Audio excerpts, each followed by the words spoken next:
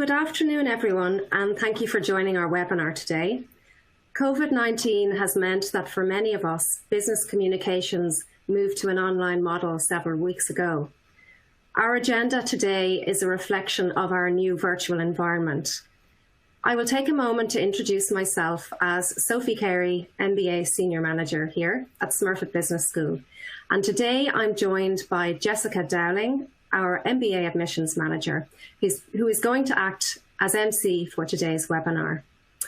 Also with us today is our MBA Economics Lecturer, Jim Power, who will deliver a taste lecture for you to give you a feel for an MBA lecture, but also to speak on a topic which is relevant to all of us right now. We also have two MBA alumni with us today, David Madigan, who completed the Executive MBA and finished last year, and also Ciara Close, who completed the full-time MBA last year.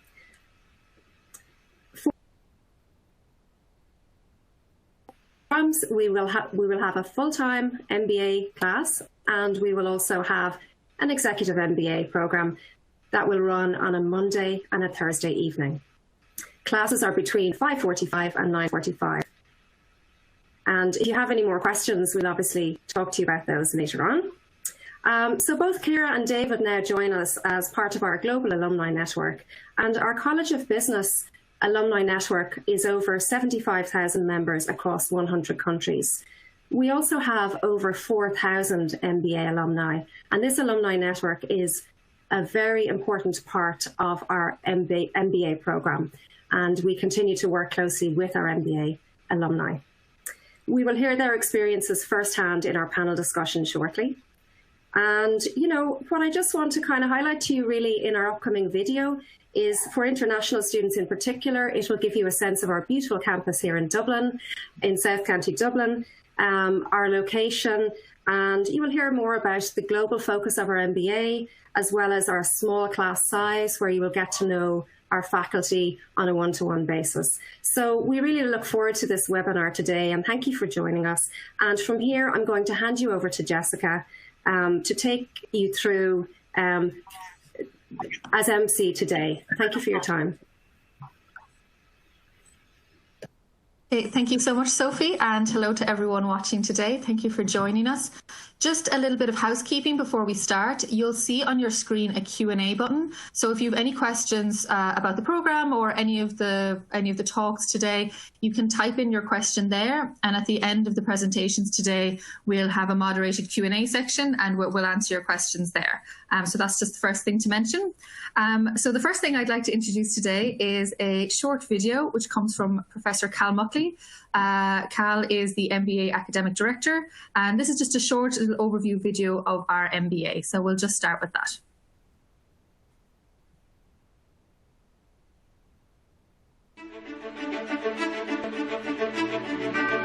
Our MBA program is a world-class program.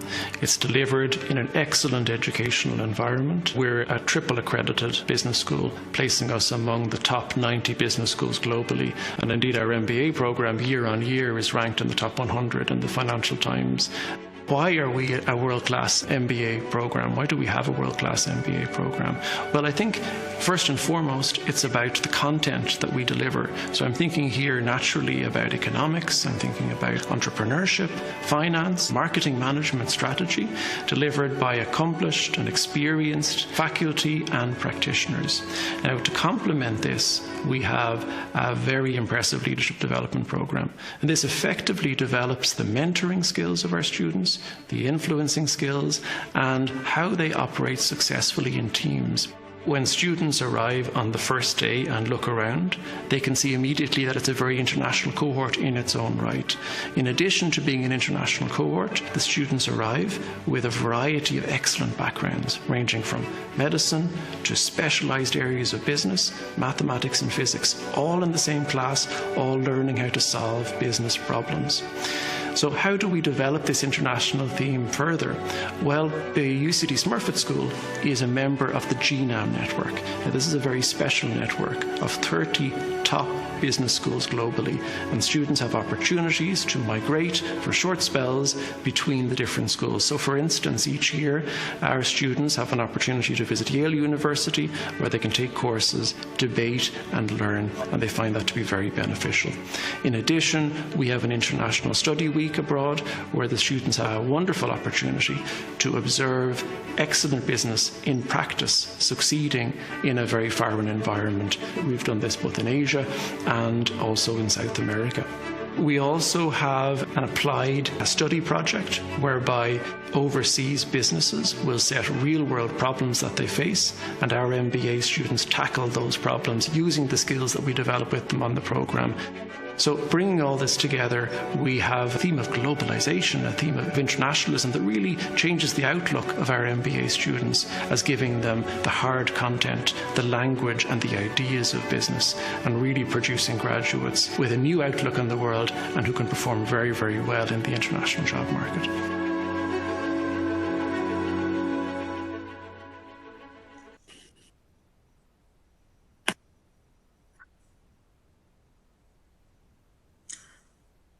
Okay, well, I hope you enjoyed that video there from Cal Muckley, giving you an overview of our MBA programme.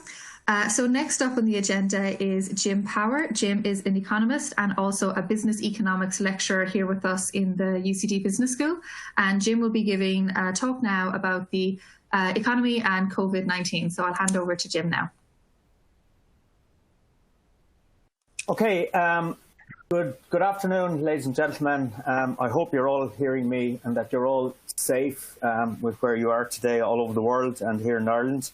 The first thing, I'm going to talk to you for about the next 20 minutes. You'll be glad to hear it's not the normal 2-hour lecture that my students are subjected to. A little bit first about myself. I am a graduate of University College Dublin. I have a BA in Economics and Politics and a Master's in Economic Science. I have worked as a private sector economist for 30 years of my life. I clearly started at a very young age. I have worked in Ireland's 2 largest banks. I've worked in a pensions fund management company, and for the last 10 years I've been running my own private economic consultancy across the public and the private sector. I'm a part-time lecturer on the Michael Smurfit Graduate Business School in UCD for the last number of years. I teach on the full-time MBA programme and on the MSc in Management in Business Economics. I work on the assumption that my students have not haven't studied economics at any significant level in the past. So I do not assume any level of economic knowledge before you come into the course. So I try and make it as user-friendly as possible. I try to basically pitch it so that people who have never seen economics before can learn the new language of economics as quickly and as understandably as possible. And I also try to, accommodate as far as I can those who have studied economics in the past. I tend to adopt, I suppose I am not an academic. I've worked as a private sector economist for many years. So I try to adopt a very practical business-focused approach to the business economics course that I teach, the MBA class. Obviously, there is quite a bit of economic theory in there. There has to be, because you would be learning a new language. However, I try to make it as relevant to the real world, particularly to the real world of business, as possible. So I continually throw in examples of the many sectors in the economy that I work in, to demonstrate how the economic theory actually works in practice. And I suppose the one thing I really want to achieve more than anything else is to ensure that when my students finish studying business economics, that they can go out there into the world and understand the world of economics, and particularly how the world of economics actually impacts on the working environment in which they operate. And believe me, as we're discovering at the moment in the middle of this COVID-19 health crisis, there's economics feeds into absolutely everything we do in life. So I try and get that across very, very strongly. There's not a very strong focus on mathematical techniques. If I was teaching, a full-time economics course over a full year, I would use a lot more mathematical techniques, but for this course, no, it's very sort of user-friendly and non-mathematical. So, do not be worried that in my class you'll be lost if you do not have a strong mathematical grounding. That is not necessary. I also try and make the class as interactive and discursive as possible. So I really, really welcome interaction, questions, disagreement, debate from all of my students. And thankfully, I think, achieve that every year. And I end up coming out of every class learning a lot more than I knew going in, because, there are so many people from so many different backgrounds. So as a lecturer, I really benefit from that. And I think for all the students in the class, they also benefit enormously from getting perspectives on life from the various students, their classmates who come from many, many different areas. And I suppose in a nutshell, I try to create a very friendly and non-intimidating learning environment. And I would hope, based on my experience, that most, if not all, students come out having enjoyed the course, and I suppose having a new realization of what economics is all about. So that's a brief introduction to myself and how I teach the course. What I want to do very quickly over the next 15 minutes, and this does warrant a 2-hour lecture, so I'll skip through it very quickly, just to give you a sense for how I approach the world. And I decided to look at COVID-19 and the impact it's having, the likely impact it's going to have. I think it is safe to assume at this stage, that a global economic recession is absolutely inevitable, because we have all around the world, due to voluntary and government-mandated policies, seen the virtual closing down of large swathes of economies. So economic activity has effectively ground to a halt everywhere, with the absence of, the provision of public services, particularly healthcare, the food production and the food retail sector is obviously functioning, has to function, but many swathes of our economies have been shut down. We're seeing massive job losses, and in the last couple of weeks, we have seen almost 10 million Americans sign on for unemployment in the first time. This morning, Ireland's unemployment rate at the end of March hit 16.5%. It was 4.8% at the end of February. So the magnitude of the shock is incredible. Global travel and tourism has come to an absolute shuddering halt. Borders are under pressure because we've seen all over the world attempts to prevent the free movement of people because of the transmission of the disease, and that has affected the flow of goods. It has affected supply chains for many businesses. In this part of the world, in Ireland and the UK, Brexit has been a topic of amazing interest over the last couple of years. So I do believe it is going to impact on Brexit. I cannot see the United Kingdom crashing out of the European Union, or at least out of the transition mechanism. Britain has already gone out of the European Union by the end of this year. So I think the economic and social impact of COVID-19 has changed virtually everything. And one thing that has certainly been demonstrated very forcibly over the last few weeks is the extent to which our whole model of capitalism has been exposed. Its deficiencies have been exposed, because we have found individuals, households, businesses, that the moment business shuts down, they just don't have adequate cash flow to support themselves. And that is something in next year, in September, in my MBA class, that I'll be devoting a lot of attention to, whether the capitalist model from here, what needs to happen, what needs to be done. And I would expect in class many different views on that, but I welcome that. Looking at the world economy coming into 2019, I think suffice to say that the world economy was in a difficult place in 2019. We saw a significant slowdown in global growth. Donald Trump's trade war with China impacted significantly. Brexit had a significant impact in Ireland and the United Kingdom. The Eurozone was one of the slowest growth areas in the world, demonstrating a lot of structural problems.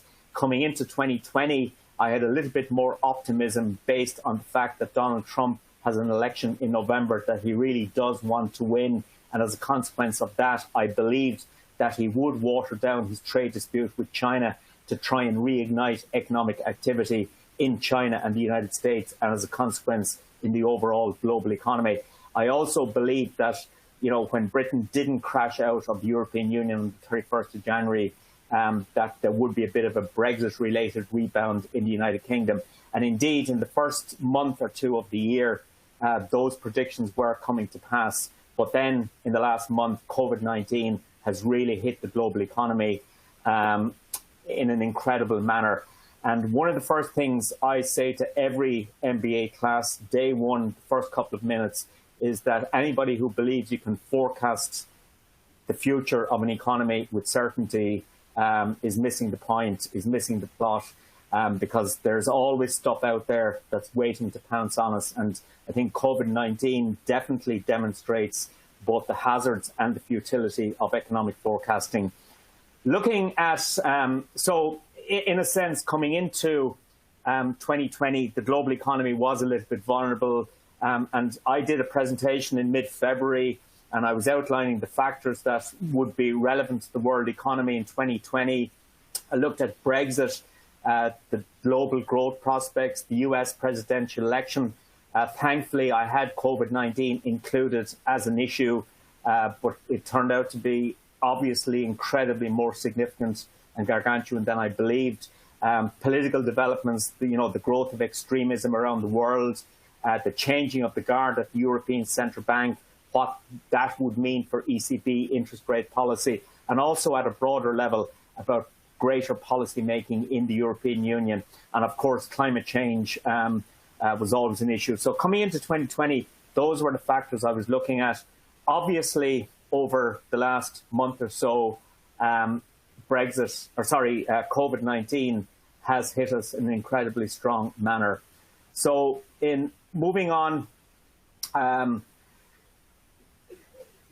looking at the broad economic impact very quickly, I mean, a global economic recession is absolutely inevitable because economic growth has ground to a halt.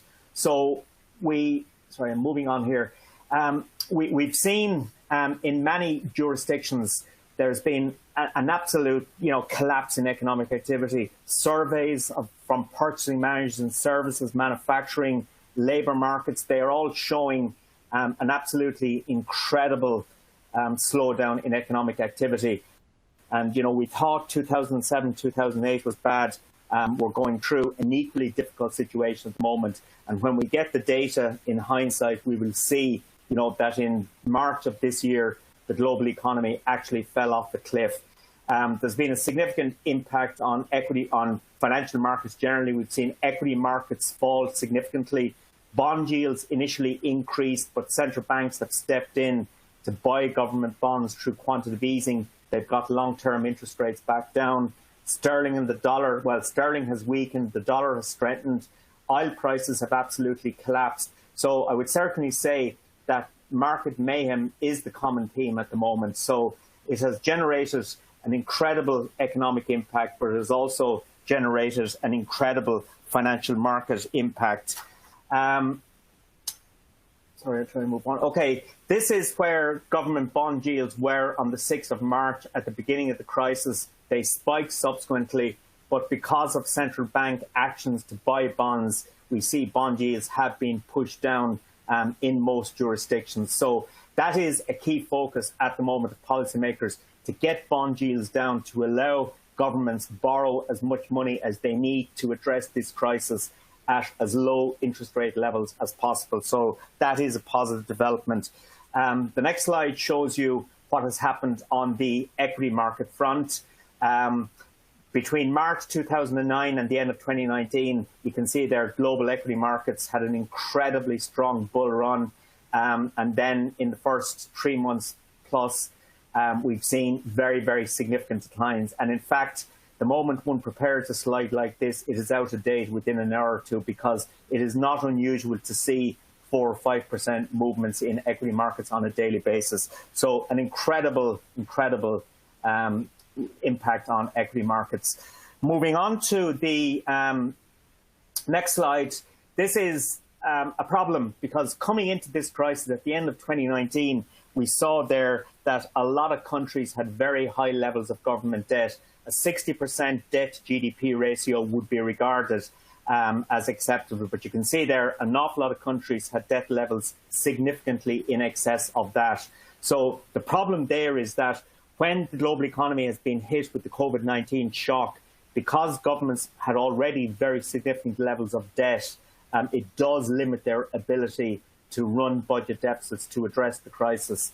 And in that context, moving on to the next slide, looking at the official response, and this is just a snapshot, which I'll run through very, very quickly. We've seen global policymakers literally throw the kitchen sink at this problem.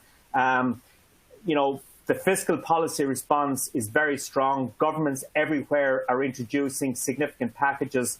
Donald Trump in the United States, a $2 trillion fiscal package, 176 billion in 176 billion in Germany, 75 billion in the United Kingdom, and so on. We've also seen global central banks take interest rates everywhere down to virtually zero. We've seen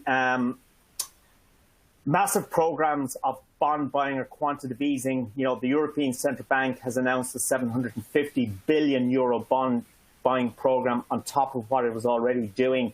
So they're going to pump over €1 trillion into the European economy this year to get bond yields back down. The EU's fiscal rules will be thrown out the window. Those rules limit deficits to 3% of GDP. Governments everywhere will have to accept that to address this crisis, to make sure that countries are able to recover as quickly as possible, they will have to run significantly higher budget deficits. So a significant level of government intervention is absolutely essential. And the Eurozone is one of the areas I have most concern about in this regard, because there's still not a strong level of coordination across Europe about what needs to be done. So European policymakers, as in the European Central Bank, the EU itself, and every European government will really have to get behind this in a very coordinated way, as will every single country in the world. This is a major global crisis that requires a major global response. Finally, looking at the long-term impact, I could speak for another 2 hours on this slide, which I won't, but looking at the longer-term impact of this, and I suppose the biggest question is, how quickly will global economic activity come back? And that really is a metric question, because it really depends on how the virus evolves and eventually when a vaccine is developed. The good news is that we have seen the Chinese economy over the last couple of weeks start to reopen again, and hopefully that's what we're going to see around the world over the coming months. But there is a risk that it'll be a very stop-start recovery, because we may get further outbreaks. So the medical development of the virus will really determine the economic impact. But I think there will be political fallout in terms of those governments that are deemed to have reacted well and those that haven't. There will be a massive government debt legacy after this. We will have to accept that. I think there is a distinct risk we will see the growth of economic nationalism, tighter borders, and countries trying to bring the manufacturing of certain things back to their own country, with the whole medical supplies area obviously highlighted at the moment. As I said, the model of capitalism is certainly under threat at the moment, and there will have to be a widespread philosophical debate about how we remodel global capitalism to achieve the best outcome for the citizens of the world. And as I say, COVID-19 has definitely highlighted a lot of the inadequacies in that system. And as I said earlier, that any of you who will have, or sorry, I should put it the other way around, that any of you, I will have the privilege and pleasure of lecturing in September. That is certainly a topic I'm going to be spending a lot of time looking at, because I think it's incredibly important. Another, I think, issue that has been highlighted is the importance of food security and food safety. And I think a lot of countries will start to look much more at their own domestic food production, food security, food safety going forward.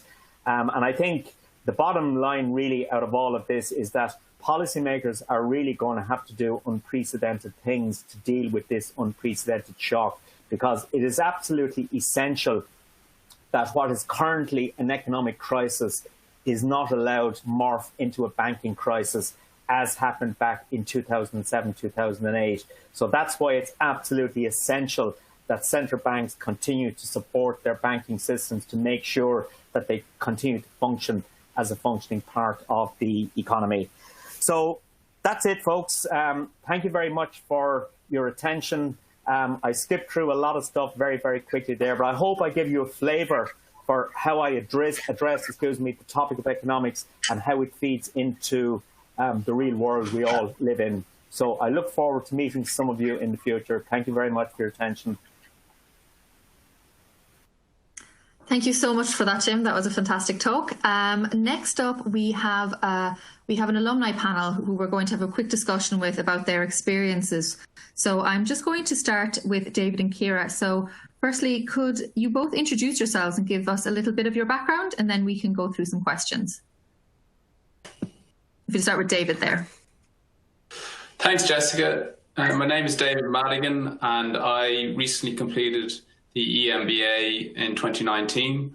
I am a group strategy manager at AIB, and I actually switched job halfway through the MBA. I was previously working in group strategy in Bank of Ireland. Over to you, Ciara. Thanks, David. My name is Ciara Close. I was part of the full-time 2018-2019 class. So I'm currently working on research projects to do with augmented reality in cars. My background is electronic engineering, so I did research for about 7 years, and then I did 4 years in a startup. Okay, thank you so much for that. David, I'll start with you with a few questions, if that's all right. So you did the Executive MBA, which is our part-time option. Could you maybe give a little bit of advice for anyone who's watching this today who is maybe considering the Executive MBA, and what would be the kind of any tips or advice that you could give them? Sure. So there's probably a number of considerations that you really need to account of. The first one is family.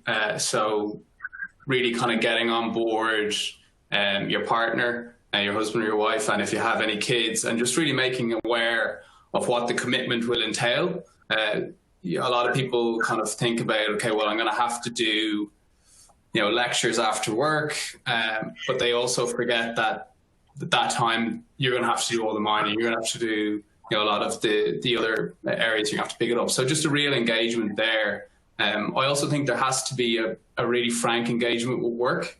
The reality is you will, assuming you are doing the EMBA, they just have to leave work early for the 2 nights of lectures on the Mondays and the Thursdays. And there will be times where you've got a deadline for a project, and you may have to try and get that done during your lunchtime and work. So just really that kind of work management and awareness of your whole team, that there may be stages where, they may have to pick up, some of your work while you go off and do the MBA. I think that, if you have those frank conversations, then there isn't that shock come September when you start. There's probably even one good tip that I got was that putting your lectures in your work calendar so that people don't try and put in meetings, which often means that you are delayed getting into a lecture. So just a couple of things like that. Even just, I suppose, when you're getting ready to get into it, is to speak to anyone who has done an MBA as well, particularly in your industry, because some people found it a lot more difficult depending on how busy their job is. So there's just a few tips. Okay, thank you for that. And actually, that kind of leads on to my next question there, which is really around work-life balance, because the program, it is a 2-year-long program. So, as there is quite time commitment. How did you find that work-life balance? Did you find it, fairly straightforward, or how was it for you? I think it would be foolish to underestimate that it is a challenge. You're adding at least 20 hours to your week on top of everything else that you're doing. So that is a significant amount. But I think you learn to adapt, and you learn how to do things quicker. You develop, certain mechanisms to do it. You may get up early, you may work a bit later, and it's really just kind of getting that balance right. I found for me, it was getting all my work done at the weekend on a Saturday, and then really trying to leave a lot of Sundays for kind of rest and catching up with friends and family. Other people did it the other way around, or tried to do a lot of work, college work midweek on the days they didn't have lectures. So it's really about figuring it out for yourself. It's certainly a test on energy levels, but I got through it. I had no children, and there was people in my course who had 3 or 4 children. 2 of my classmates actually had 2 babies during the course. They both got through it. So if they can do it, then you certainly can too. Yes, I think certainly having 2 babies throughout the 2 years while doing an MBA and having a job it's pretty full on. And just a final question. The reason for doing an MBA is really, your return on investment and the impact that it will have on your career. So how did you find it personally, with your career? How did you find the executive MBA impacted on it, and where are you now with that?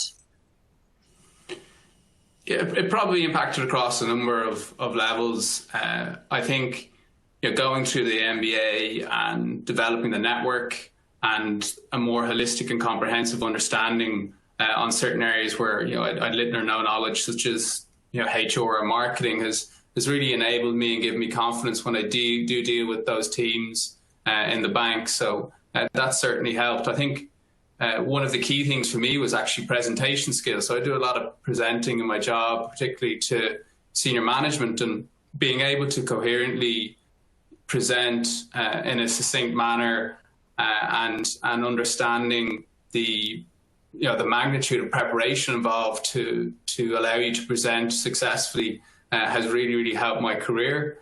I alluded to earlier that I changed jobs in between first and second year in the MBA. So I moved up, I suppose, at a level from an analyst to a manager, and definitely the MBA helped me on that. And I suppose from my own classes perspective, we've seen post graduation in September is a good few of my team members have either changed jobs. Teresa's moved from an engineering firm to McKinsey. Is just an example of that, and others have progressed through their own organisation and are managing bigger teams. So I think from a lot of my and the class's perspective, we have kind of moved upwards and onwards in our career, and the skills that we've picked up certainly have helped. Great, David. Thank you so much for that. That was very useful. Ciara, if I can move on to yourself now, you did the full-time MBA, and as part of that, you would have had several international experiences within the MBA itself. And one of those was the international business trip you did to South Africa. So could you chat a little bit about that, please? Yeah, sure. It was actually to South America this time around. So there was actually 2 trips that ran that year. There was 2 trips that ran. So one of the trips was to Vietnam and Singapore, and then the other one was to Chile and Argentina. And so the purpose of these international trips is really to try and get an understanding of the different challenges that organizations face operating in these different countries. So where Chile has a more stable economy, Argentina is in and out of recession and austerity for a long time. So the trip gave us then an opportunity to meet with industry and government leaders, including the 2 ambassadors actually to the Irish ambassadors to Chile and Argentina. So we got to meet with them and discuss some of those issues. So we went in Argentina, we went to visit charities, we went to visit wineries, and different manufacturing plants. And it really helped to give us an understanding of what the impact of, the different regulatory, social, economic, political environments and what the impact of those are in operating all those different types of business. So we met with Mainstream Renewables, which is an Irish company that has offices in Chile. And just to give you a sense of some of the learning, one of the things that we talk about in leadership and organizational behavior is about the impact of culture on business. And so looking at Mainstream Renewable and how it operates in Chile and some of the challenges that it faces in interacting with Mainstream Renewable Ireland was really interesting, because Ireland has such a flat hierarchical structure, where Chile has a big hierarchical structure. So how you communicate things is very different from one place to the other.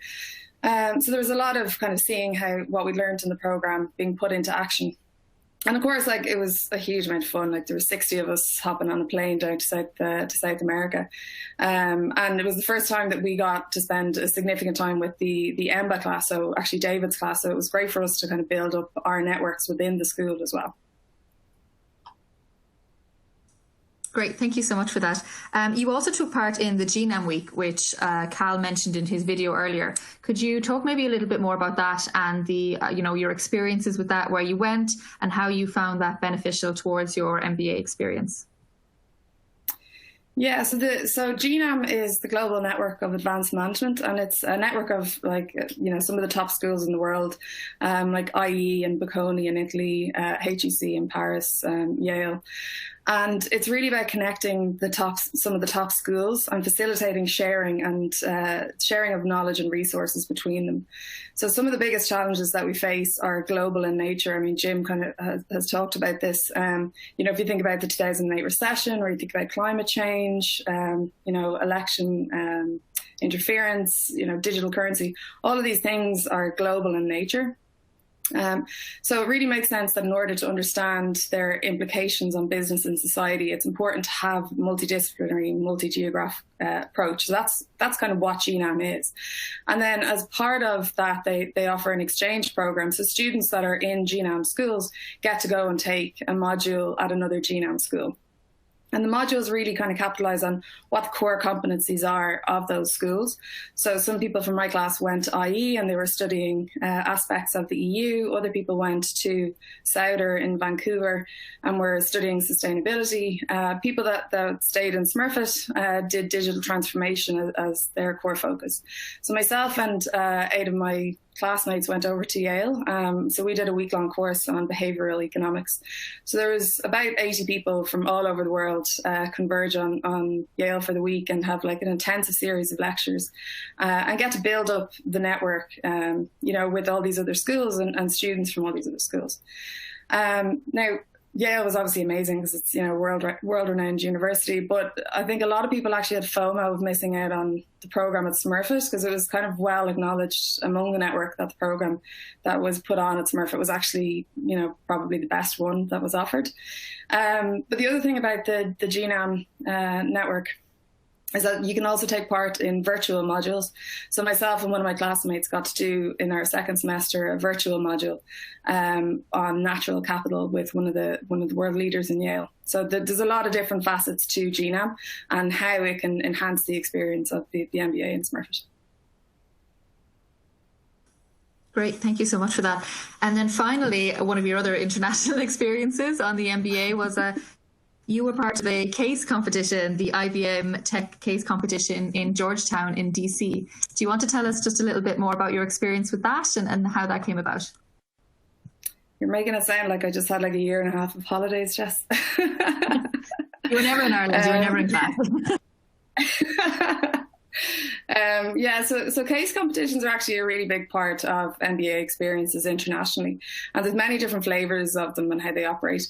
But the general idea is that you get some kind of a business challenge, and the task is to kind of analyze the situation and present some solution to that. So myself and 4 of my classmates were selected to enter the Georgetown IBM case competition, which takes place in Washington, DC. So we got to fly out to DC for a nice long weekend. So the business case that we were looking at was centered on FEMA, so the Federal Emergency Management Agency in the US, and the question was like, how could they leverage the range of IBM technologies in different emergency situations? So, beyond actually solving the problem, and David kind of talked about this as well, beyond actually solving the problem, a really important element is being able to tell the story and connect with an audience and present to them. And as part of the MBA program, we got to work with Paul Slattery. So Paul is an absolutely brilliant presentation skills lecturer. And between what we learned on the course and what we learned with Paul, we were able to develop like a really clear and effective solution and then tell that in a compelling way back to the IBM judging panel. And in fact, the feedback that we got afterwards was that they would happily present, our proposal to their FEMA clients the next day, which was an amazing endorsement. So we won the competition, which was obviously amazing. And we beat like universities like Johns Hopkins, Carnegie Mellon, Georgetown themselves. So, I mean, there really was testament to the learning that we had got within Smurfit, and also from Paul, that we were able to do that. So this year's competition actually took place last week, and to be honest, I just think absolute credit to all of the teams that took part, because they had to present virtually. And one of the things about presenting in person is you can feed off the people that are in the room with you, whereas that's obviously something that they can't do. So the competition took place last Friday, and the theme of that competition was around looking at the role of IBM technologies in university life. So again, Smurfit did amazingly well. They came in third, bringing home another podium finish for the school. So it's absolutely super. I'm going to just finish up now 1 sec, Jess. I just wanted to add a couple of things on. I think, for any of you that are considering the MBA at Smurfit, I just wanted to say, to me, it was really all about opportunities. And when I started off my program, I chose at the start of the year, I was like, I'm just going to say yes to absolutely everything that comes my way. And that's what pushed me out of my comfort zone, time and time again. But, that's how I got so much out of the program. And that's what Smurfit allows you to do. I mean, the fact that so many alumni over and time again, will come back and support different initiatives, like myself and David today, taking part in this today. It's really testament to what the school has given us and what it continues to give us. And just to give you an example of that, earlier this week, I started a fundraising campaign to support critically ill COVID patients. And I launched it along with two of my other classmates from the MBA. And within 2 hours of starting this campaign, we had, we'd been reached out to by the school, by a number of different lecturers. They shared it around all their networks. They put together an article and, put that up on the different UCD social media, and really helped us, to succeed in the campaign that we're running. The school really want your success, and they will help you to do that, and I think that's just something that is really important about Smurfit. Great. Thank you so much for that, Ciara. And we'll actually be sharing details on that campaign as well on our social media and after this presentation as well. So well done so much on that. That's amazing.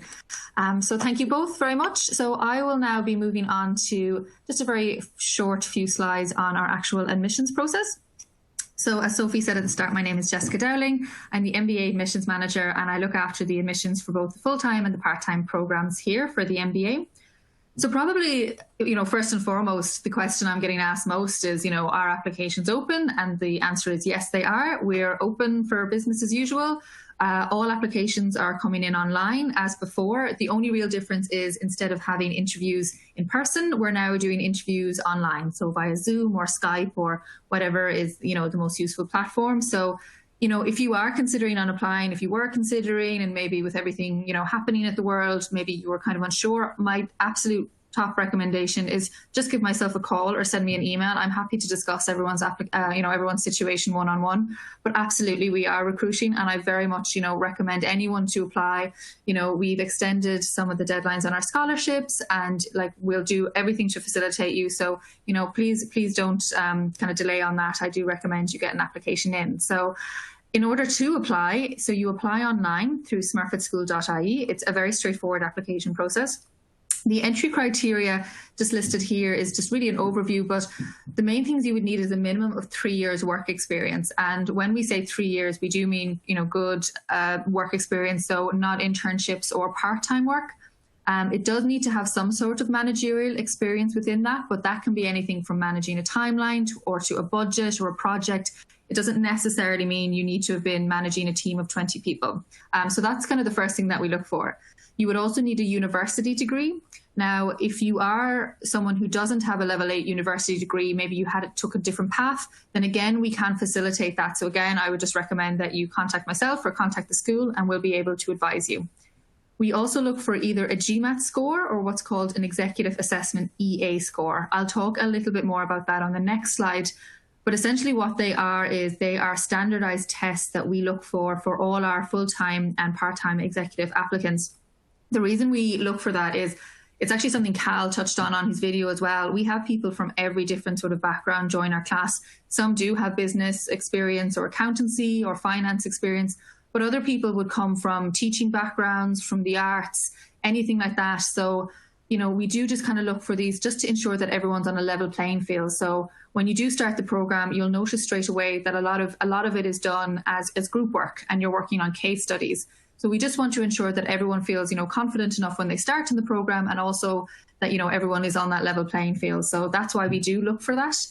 Then the next thing we would look for is 2 letters of recommendation. There's a template available on our website, and then just the completed online application. So within that application, you'll be asked a few short essay questions, but it's very straightforward, and you submit all that. And there's also a €50 application fee. And then finally, if you are applying to the full-time program, you do need to complete a little video interview link, which takes about 15 minutes, but that's just for the full-time, and the instructions come along with the link. It will be emailed to you.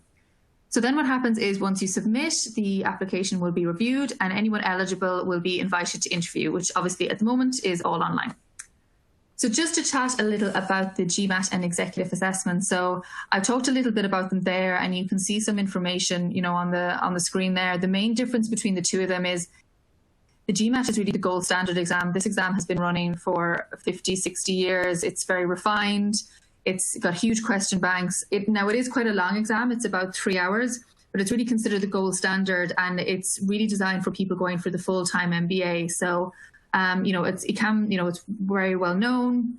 It's established. It's marked out of 800 points, and it looks at your verbal skills, your mathematical skills, and your sort of integrated reasoning. So we look for that for the full-time MBA. And then the EA, which is the executive assessment, that has really been developed in the last few years, and it's come out of the GMAT, and that's for people who are looking at the executive assessment. And the main difference between the two of them is that that is a shorter exam, and it has smaller question banks. And that was really developed for people applying to executive programs who, you know, we still wanted to, you know, have this kind of, you know, standardized test to make sure everyone would feel comfortable in the class. But, you know, a full GMAT does take between 60 and 100 hours, and they just weren't able to put in that amount of hours when they have full-time jobs and families a lot of the time. So it is a shorter exam, but it still is, you know, it's very robust, it's well tested, and you can see that you can actually only sit that exam twice. So if you don't get the required score after 2 sittings, you know, it's unfortunate you cannot sit it again. Now, obviously, the main point to take home from this is you do have to sit these exams in test centres, which are closed at the moment. Smurfit School is working very closely with GMAC, who are the people who look after the GMAT and the EA, and there will be take-home online versions of these tests coming very soon. So you can see there it says mid-April for the full GMAT and late April for the EA. I actually am speaking with GMAC later on today, and so I hope to get more information, but I definitely recommend you know, keeping an eye on their website. It's mba.com, and you can also check gmac.com. So do just keep an eye on those for the moment. And then just onto my final slide there is, you know, what we look for in applicants. So, you know, we don't look for people, you don't have to have a business background, you know, you don't have to come from any particular sector.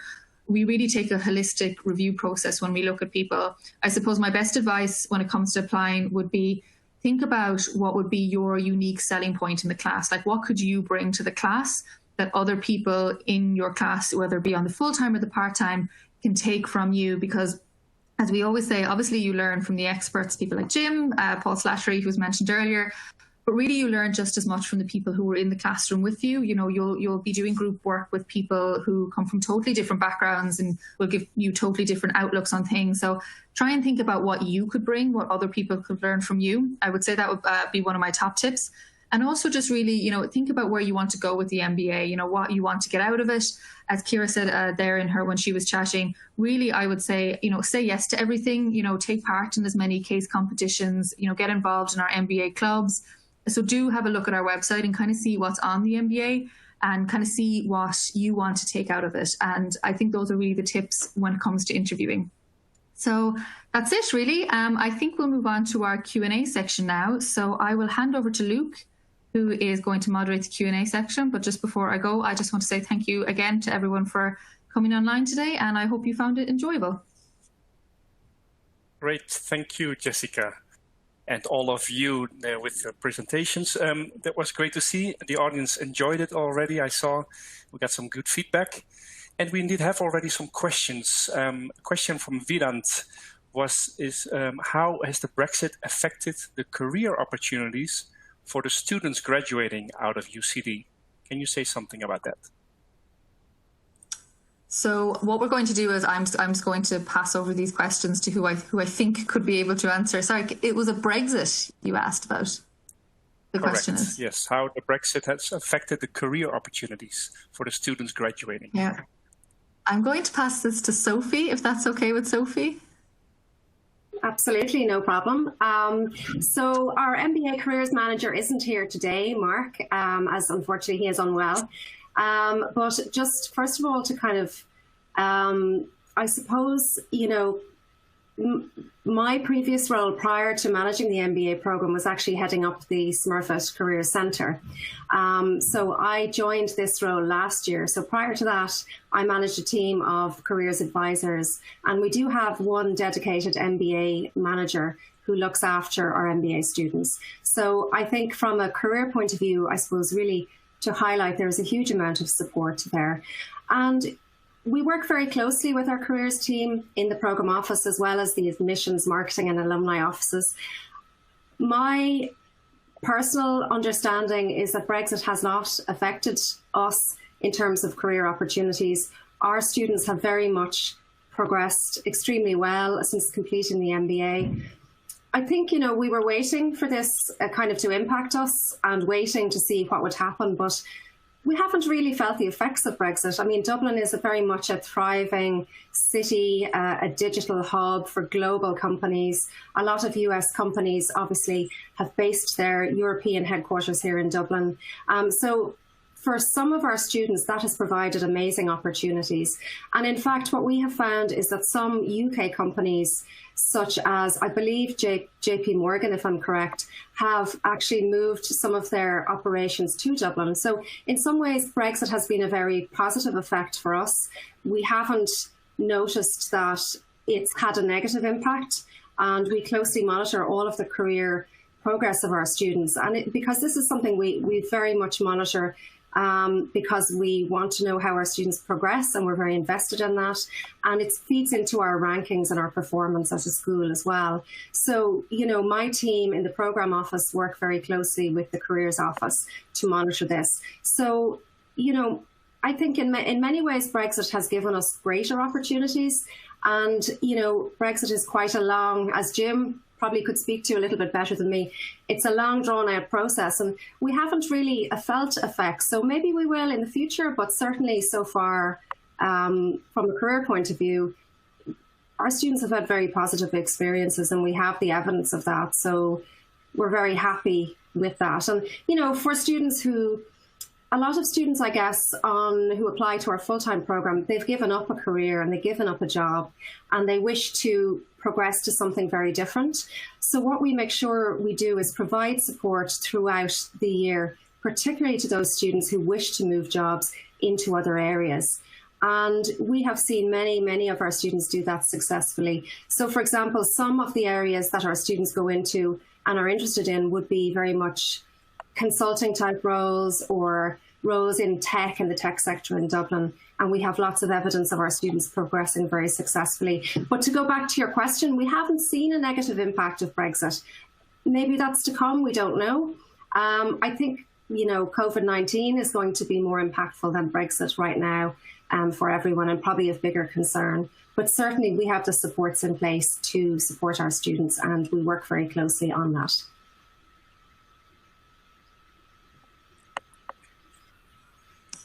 Okay, thank you very much. I don't know if Jim wanted to add something to this, or otherwise we go to the next question.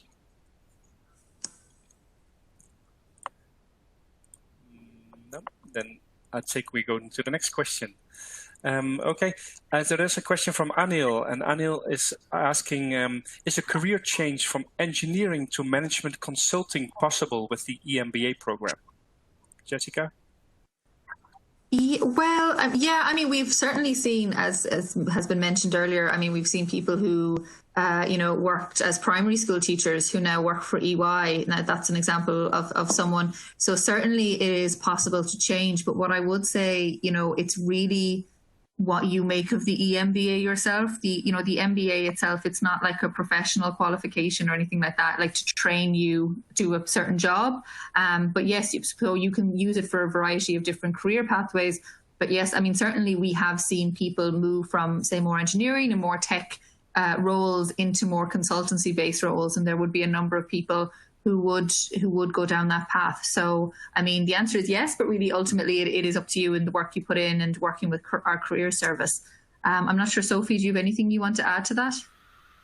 Yeah, I mean, I would say very much it's a case, for example, that we would have many engineers, and I believe Kira is an engineer, or was an engineer, I should say. Many engineers who join our program and are interested in consulting or more general management positions. And part of what the MBA does is it allows you to develop consulting skills. And one of those opportunities is the International Consulting Project. So, for example, Kira spoke, I think, about going to Lisbon and developing kind of skills working with startups in Lisbon to really develop those skills. And, you know, that in many ways is work experience that you can actually talk to in an interview. And the other place you really can develop your consulting skills is through our capstone project. So MBA students work in teams on specific consulting questions that companies wish to resolve. And again, you know, I suppose it's all about the skills and how you can show your skills have translated to other areas. And, you know, the other area, I guess, is the case competitions, you know, where again, you know, for example, Kira spoke about the IBM technology case competition. I don't believe anyone on that team of 5 had technology backgrounds. We had accountants, we had engineers. They weren't necessarily technologists, but yes, they were able to present a solution.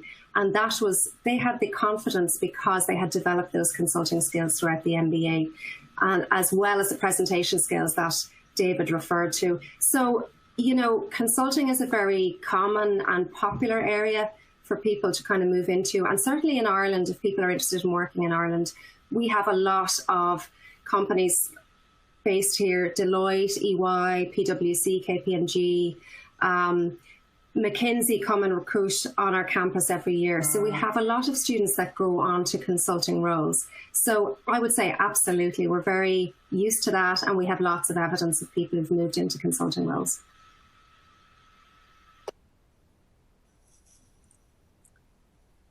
Okay. I think Chiara maybe wanted to add something to this. Go ahead. Yeah, I suppose it's just to say, I suppose I know a lot of people. I did the full-time course, but I know a good few friends of mine from engineering backgrounds who have done the MBA at Smurfit, you know, over previous years, you know, going back maybe 10 years. So, and quite a few of them have ended up going into management consulting. So, and I know Teresa that David mentioned earlier on, she's an engineering background as well. So she's now working in McKinsey. And quite a lot of people from engineering backgrounds do transition into management consulting because there's a natural fit. I mean, engineers, you know, will look at a problem and try and understand the problem and develop solutions. And there's a lot of symmetry in that and dealing with business problems. So there's kind of a natural, I think, progression to go from one to the other. And Sophie mentioned there the trip to Lisbon. Didn't really talk about that earlier, but the Lisbon trip, which takes place at the end of the year, is a 5-day sort of short consult where you get to go in and as part of the program, get to meet a company, get a sense of a particular business problem, and you know, you work on it over a couple of days and present the solution back to them. And so a lot of the people on the MBA program are of the engineering backgrounds, and for a lot of people that's your first first exposure into consulting or into that world.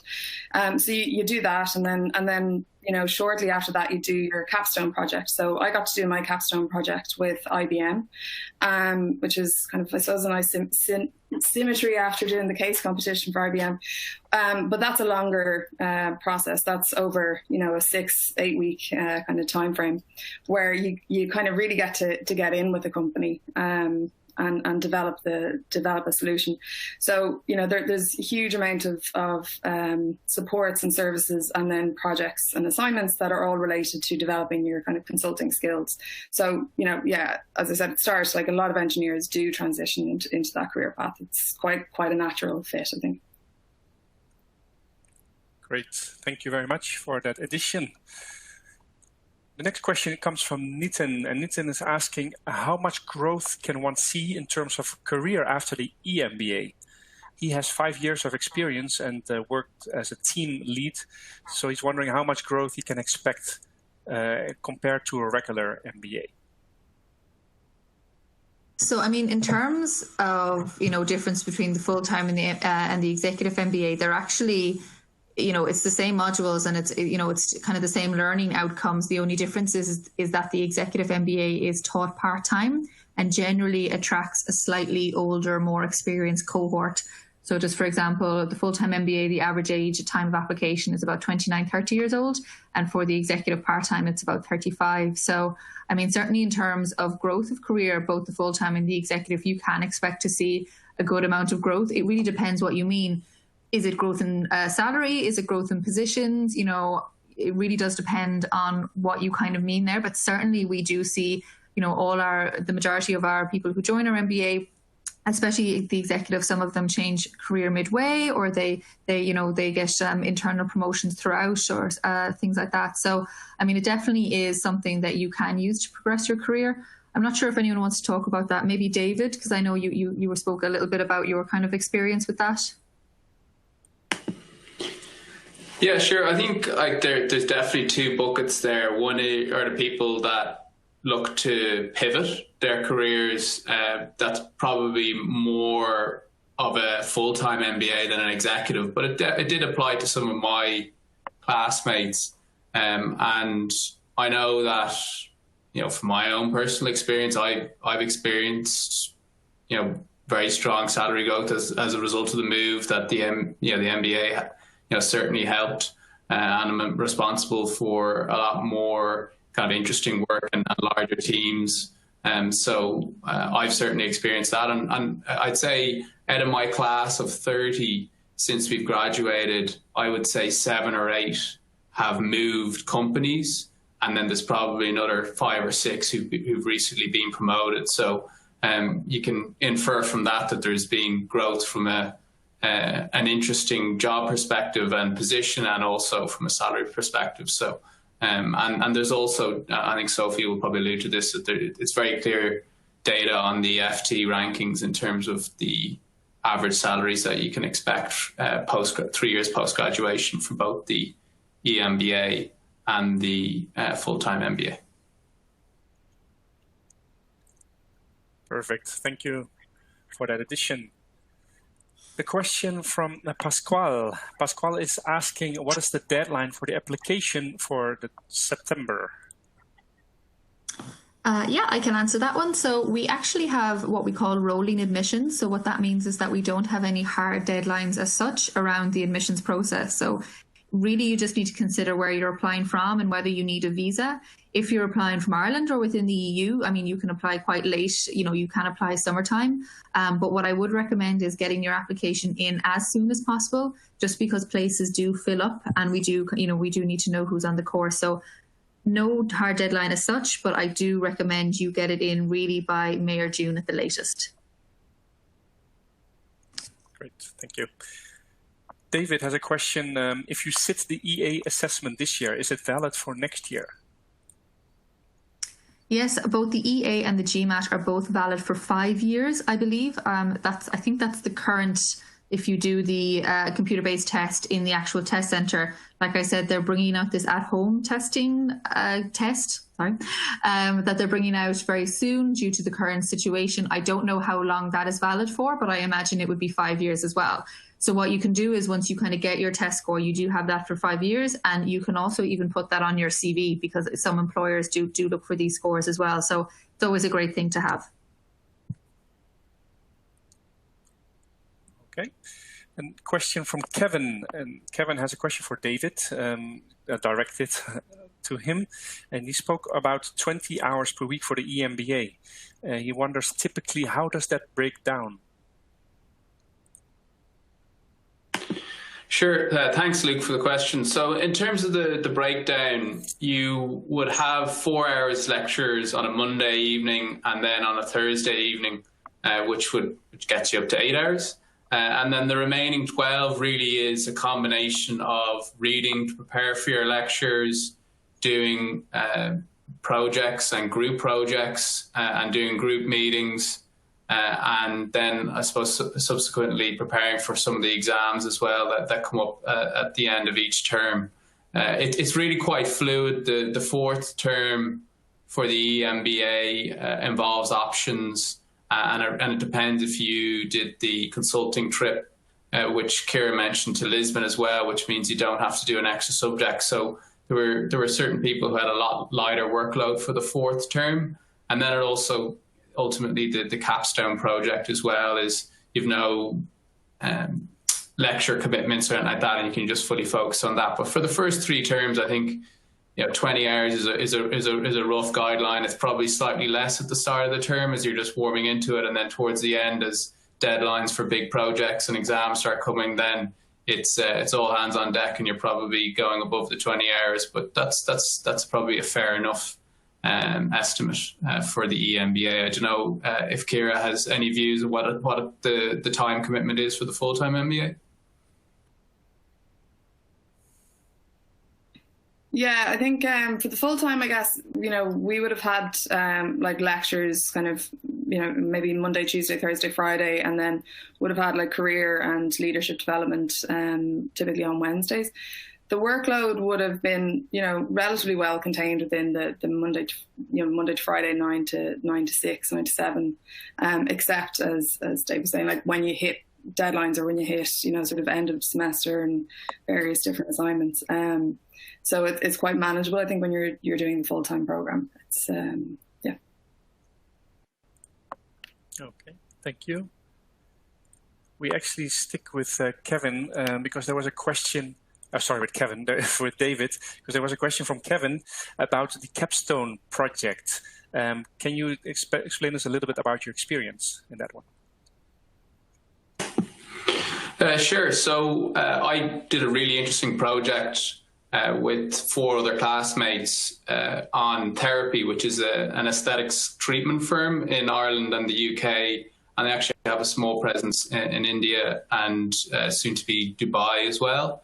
So I did it with Tristan, who's got HR experience, Dave and Eugene, who both have IT integration experience, and Knut Mo, who's a doctor. So it was a real mixture. What we were looking at for the capstone, or what Therapy wanted us to do, was look at different, I suppose, avenues in terms of how they could grow.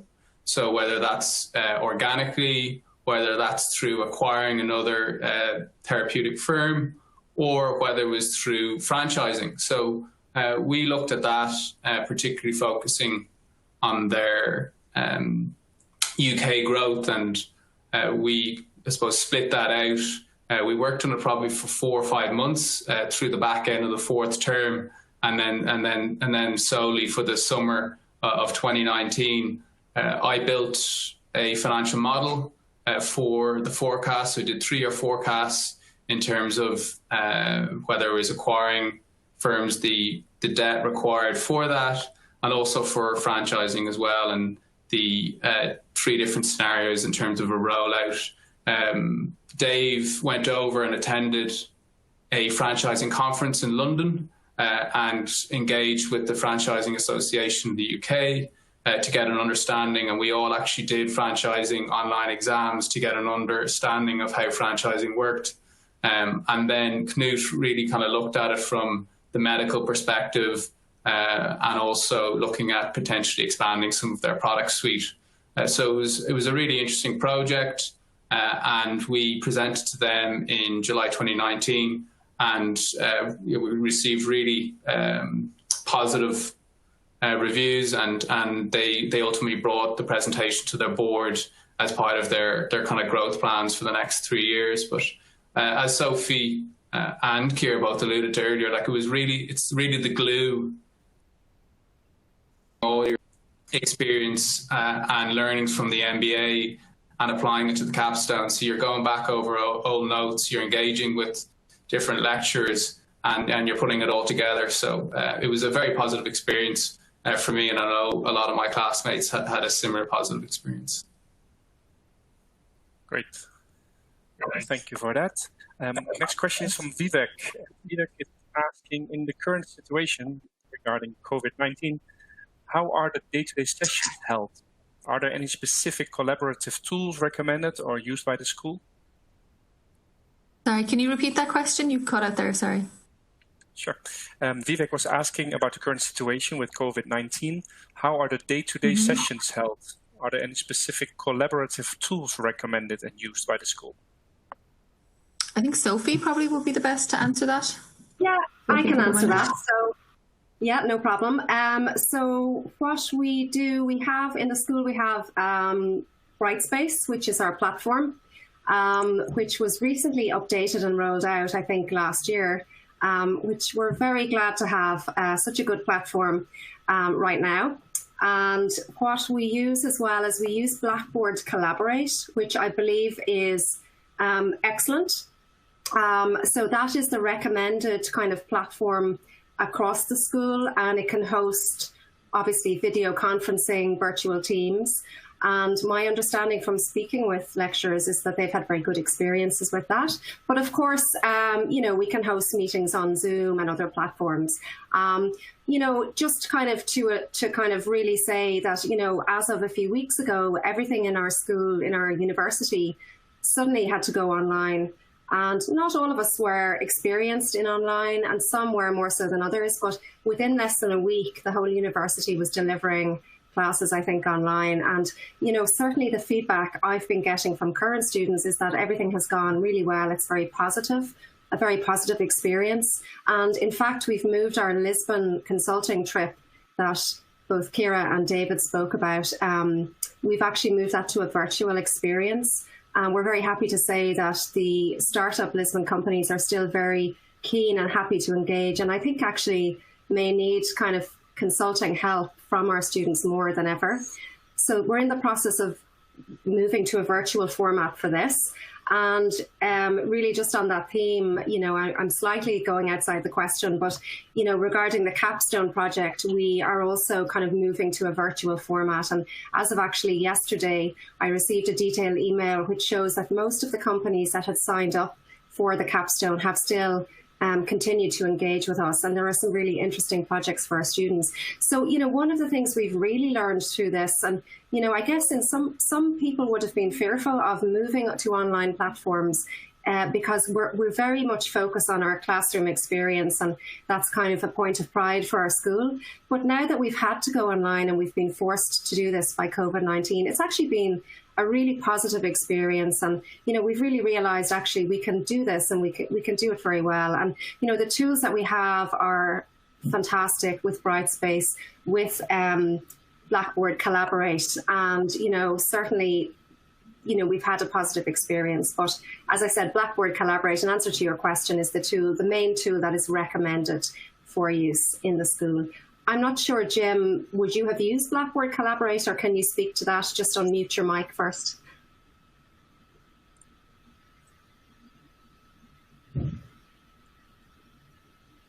Jim, you might just need to unmute your mic. Okay, I think we're not connecting to Jim. So unless he speaks up, no. So we'll go over to the next question. In this case, we'll try to reconnect with Jim in a little bit. There is a question from Vivek asking, does Executive MBA also have overseas assignments? Jessica? So how it works, yes, so can you hear me? Yes. Can you hear me okay?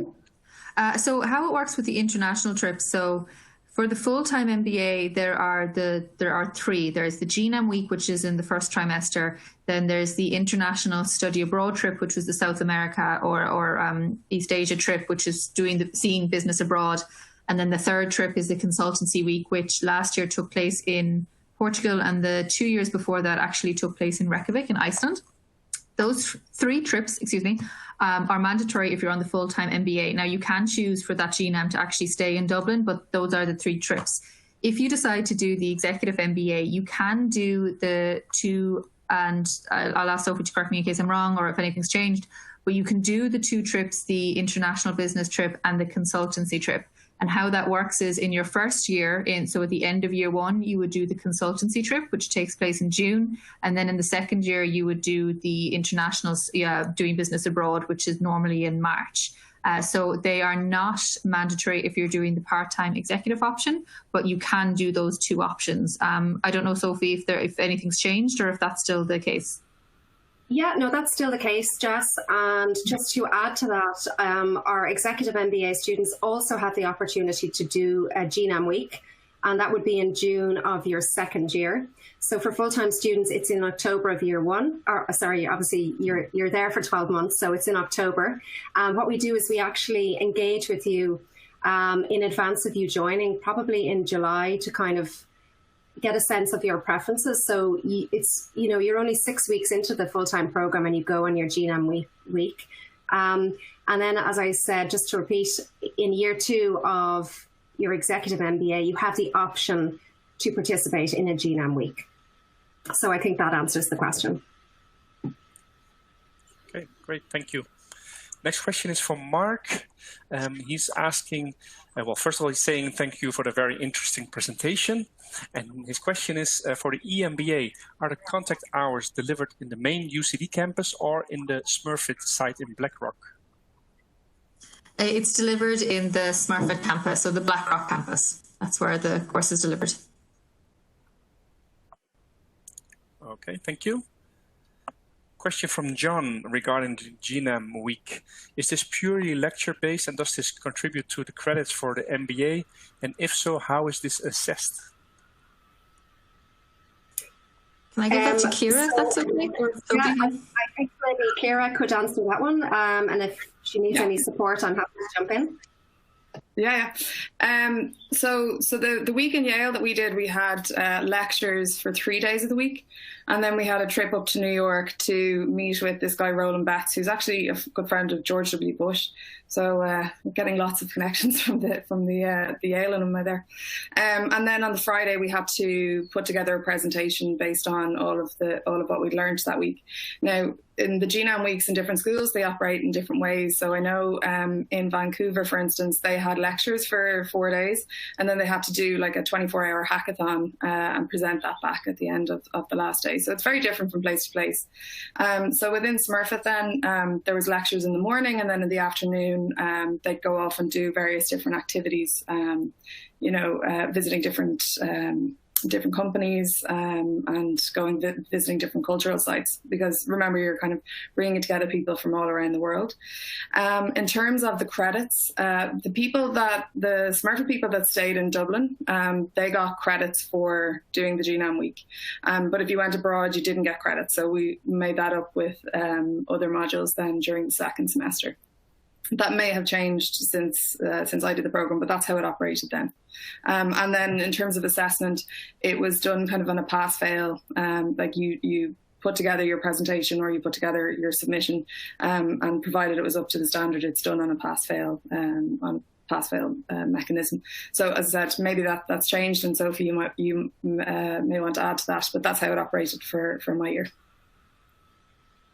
Yeah, just to say that's still the way that operates. So if you do the module in UCD, it's for credit, but it's not for credit if you go abroad. And the rationale behind that is that each business school has a very different way of applying credit.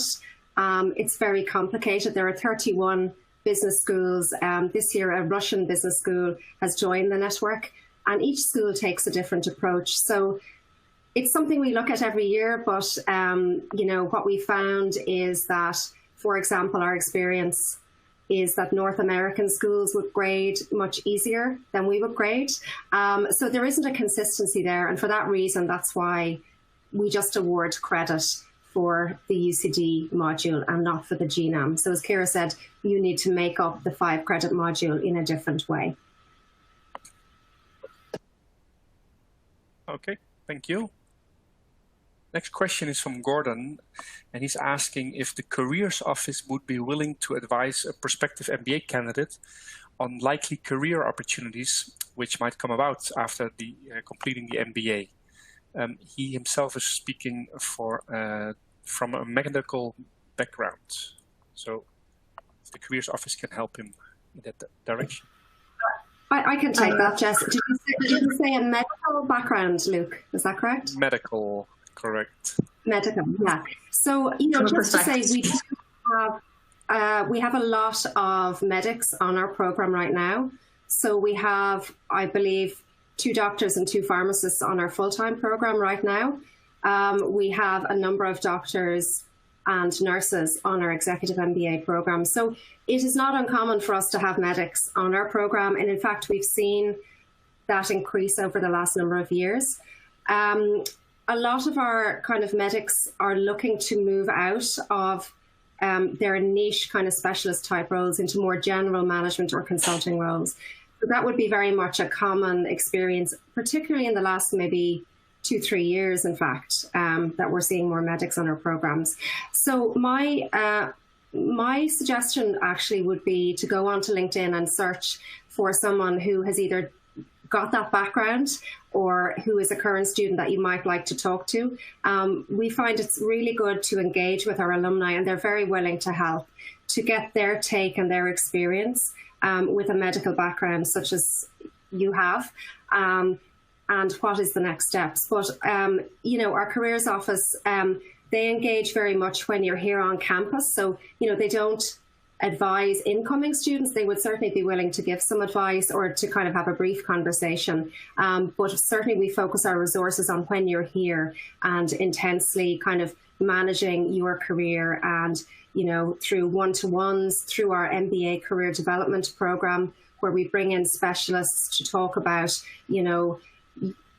a range of career activities and opportunities.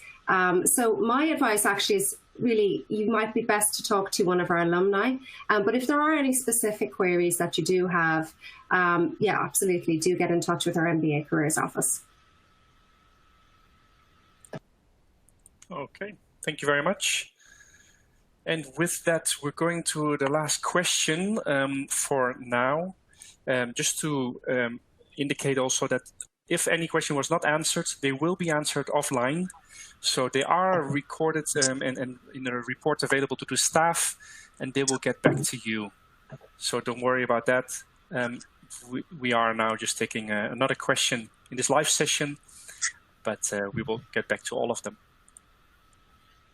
Question from Matt, and that's probably interesting for more people as well, is how could you give any advice on how to position to your employer to financially support your MBA, especially to those alumni who might not have done so? I can answer that. We do have a file available online through our website, which you can use to as a basis to contact your employer. And basically, it's a business case on why doing a full-time MBA or an executive MBA would be good for you as an employee, and how that would then benefit the company itself. So we do have guidance on that available on our website. And then, that we do have plenty of people who do get sponsorship, so they would use that guidance. I would also recommend speaking to alumni from the program and seeing, how they got, if they got a company sponsorship, how they went about that and what they used. And I don't know if anyone else has any point on that they want to add. Hi there, it's David from the MBA. So I suppose a couple of things to note on the sponsorship. Is first of all that typically if you do receive sponsorship that there's a clause whereby it'd be 1 to 4 years post graduation, which would kind of be a handcuff to the firm whereby you would have to repay the funding. So it's just bearing that in mind. It's a free option you might as well pursue the funding, and if you do leave before that time, then you can repay it. And sometimes firms just waive it anyway. From my experience of pitching to my employer, the pack that UCD provided was certainly helpful. And then speaking to the HR team in your company is really important, and understand how the sponsorship works. Typically, there are executive sponsorship for masters and for other executive education, and other firms do have an MBA program. So it's just really connecting internally with those people who have received that sponsorship along with HR.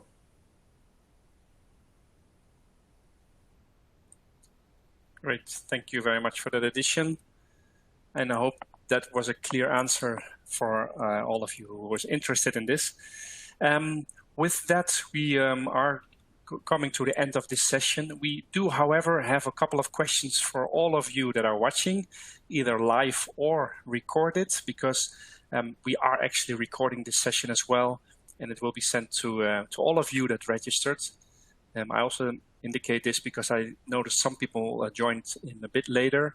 So if you missed something, you can watch it back. In the next 24 hours, you will be receiving the link to this session. From our end, we'd like to know if you received the information you required during today's webinar. So thank you all for your answer. Yes, not sure, or no. And don't forget to hit submit at the bottom. So I'll leave it for a couple of seconds more before we go to the next question. All right. In regards to the deciding factors, we'd like to know what are the key deciding factors in your choice of the MBA program. Here you can write it in. Write some of your factors that you find important in choosing an MBA program, whether being the full-time or part-time. We'd like to know some of your deciding factors. And don't forget to hit submit at the bottom.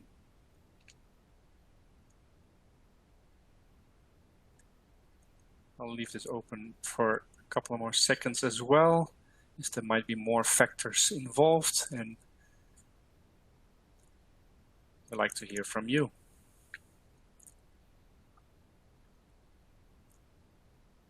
And then we'll go over to the last question. To our audience, both live and recorded, you can all answer this. Do you intend to apply for the UCD Smurfit MBA? Yes, you're not sure yet, or no? We'd like to hear from all of you. And don't forget to hit submit. We certainly hope that this session was useful for you and that it helped you in your intentions or your consideration to apply. And with that, we'll go to the final words. I give it over and hand it over to Jessica. Thank you. Bye-bye for now.